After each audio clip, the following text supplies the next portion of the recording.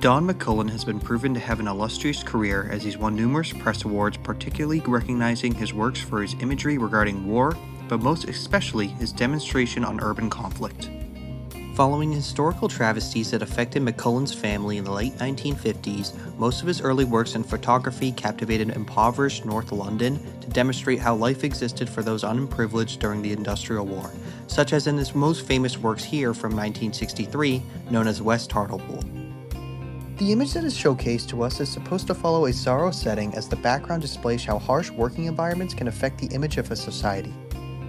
The artistical style of McCullin's use of light and color is very common in his work altogether, as it provides the viewer to focus on the aspects of realism happening within this monochromatic world.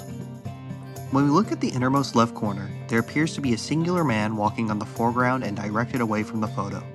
From his body language, we can tell that he is in a state of despair, having to walk through the night to his inevitable fate of hard labor.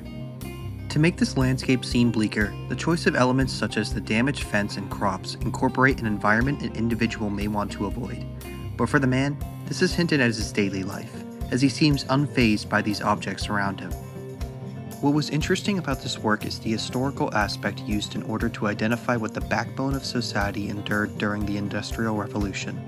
In the background, slightly hidden by the fogs, we can see smoke arising from the clouds from the numerous factories in the secluded area the man is heading in. What's important is not only identifying the travesty happening with nature and the toxins it's receiving, but also what's happening inside these factories during the revolution itself, and the tensions from those who suffered from the British Empire in North London as they paid the price of dirt, heat, and even loss of life to make a living.